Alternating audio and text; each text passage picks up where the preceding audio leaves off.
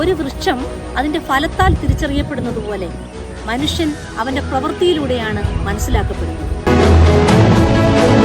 അവൻ ചെയ്യുന്ന ഒരു നല്ല പ്രവൃത്തിയും ഒരിക്കലും ഇല്ലാതായി മാറുന്നതുമില്ല, അത് നഷ്ടമാകുന്നതുമില്ല. വിനയം കാഴ്ചവെക്കുന്നവർക്ക് സുഹൃത്തുക്കളെ ധാരാളമായി ലഭിക്കുന്നു.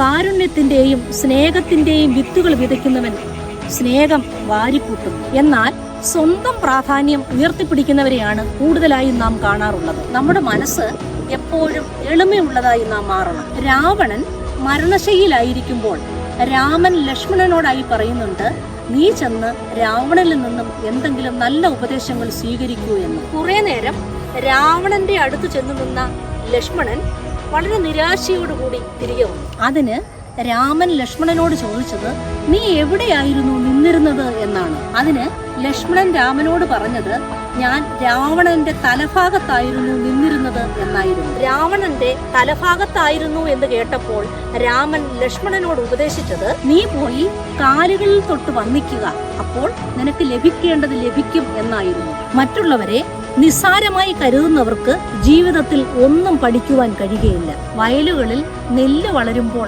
അതിന്റെ കതിരുകൾ തല കുമ്പിട്ട് നിൽക്കുന്നത് നാം കാണുന്നുണ്ടല്ലോ. നാം എത്രമാത്രം വിദ്യാസമ്പന്നരാകുന്നുവോ അത്രമാത്രം നമ്മുടെ ശിരസ് കുനിക്കുവാൻ നാം തയ്യാറാകും. മഹാനായ ഐൻസ്റ്റീൻ പറയുന്നത്, കടൽ തീരത്ത് ഏതാനും കക്കകൾ മാത്രം ശേഖരിക്കാൻ വന്ന ഒരു ചെറിയ ബാലനാണ് ഞാനെന്നാണ്.